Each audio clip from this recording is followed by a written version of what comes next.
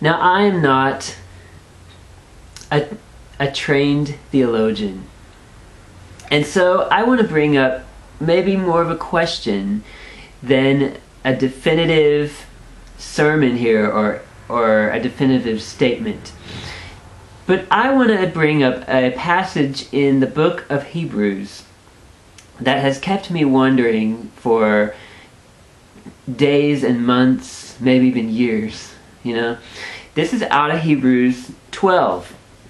The book of Hebrews is a book in the Bible which talks about basically what all these Old Testament stories are really getting at. And it really masterfully puts it all together in a way that takes those stories and respects them as their own thing, and yet it brings out meaning, and many times beautiful meaning.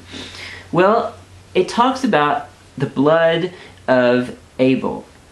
And if you have any background in Christianity at all, then you know something about the blood of Jesus. You've probably heard the old song, "Nothing but the blood of Jesus."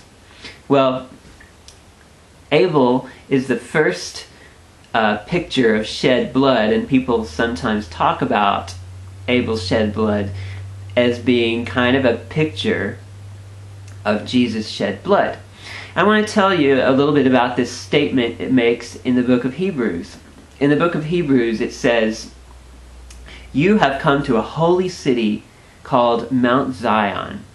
And it goes on to say, and I'm talking about Hebrews 12, 23 and 24.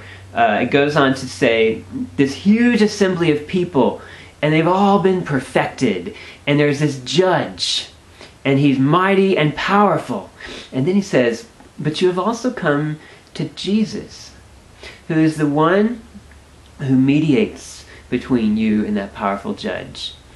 And it says, he has a new blood covenant with you. And we'll talk later about the temple and how they sprinkled blood on everything, and that's what made it pure and made it holy.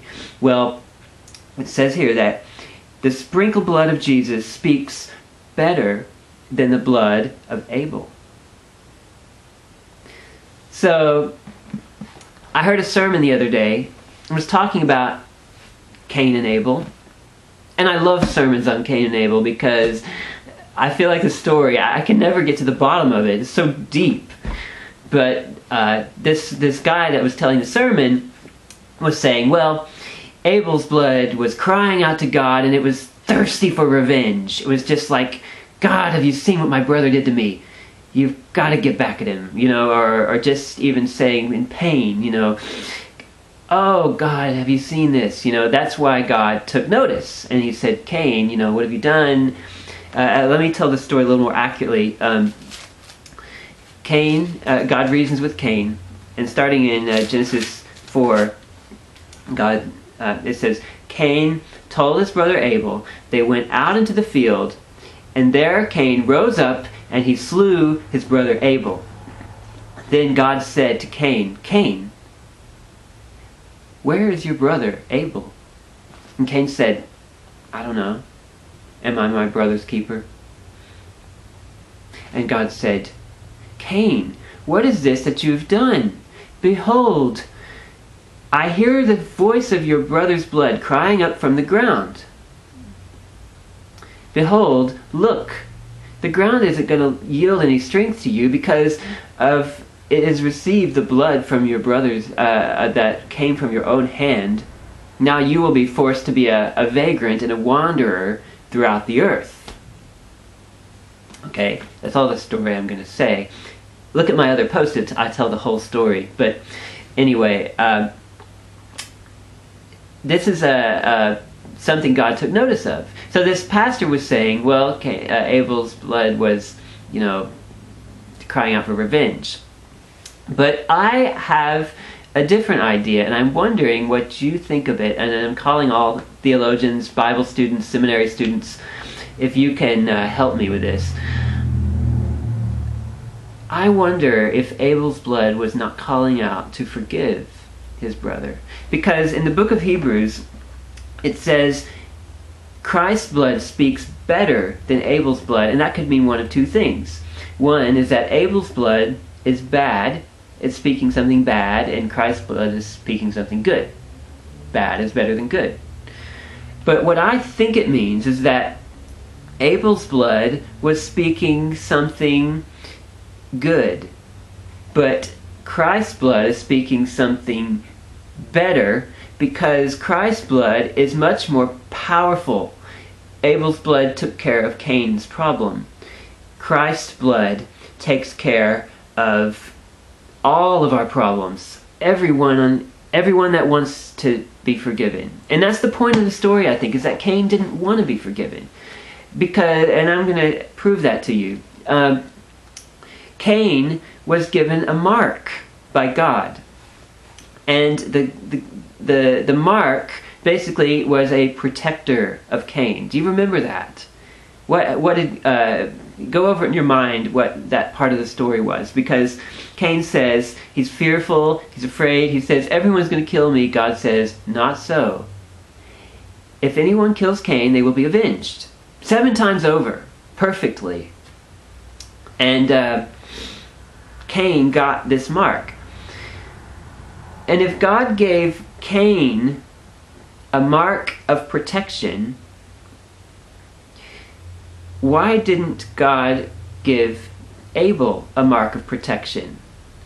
And if he did, then Abel's mark of protection would be like Cain's. They're brothers. They should get an equal mark of protection.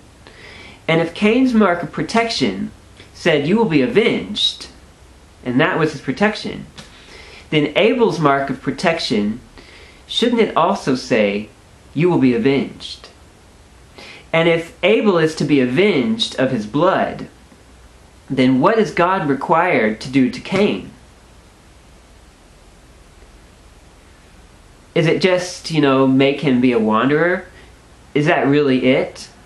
So Cain does this horrible deed. He kills his brother, something that's never even been conceived of. He sheds his blood. In other parts of the Bible, we see all this stuff about God's fairness. We see an eye for an eye, a tooth for a tooth, blood for blood. This is God's way. This is God's standard. However, all God does to avenge Abel's death, God doesn't even do anything, really. He says, look around at you at the ground, and it's not going to give you any more food. Well, that's pretty light, if you ask me. So something had to happen, didn't it, to allow Cain to walk away almost scot-free. I see a lot of grace in the story. But where does that grace come from? It has to come from the shedding of blood. Because in Hebrews it says, without the shedding of blood, there can be no grace. So, what do you think about this? Do you think that Abel's blood was the one that was saying, forgive God? Because we know, I already said in my last discussion, Abel is righteous, Cain is not righteous. If Abel is a righteous person, why is it such a stretch to say that Abel was saying out to God from his blood, saying to God, God, I know my brother has done this thing, but please don't kill him. Please don't. I love him. And if that's true, then that's remarkable. So, I'm wondering what you think about that. I could go into some more detail, about why Cain, but I think this is very, very telling, and it has implications for the rest of the story. Because if Cain wasn't really punished by God, then all that stuff that Cain said about this is more than I can bear, and you have driven me away from your own face and from the face of the ground, all of that is not true. And so that means that when Cain left the face of God, he chose to do that. And if Cain chose to leave and to reject the gift of grace and the gift of God and run off and build his own big city, then we have a choice that's similar to that.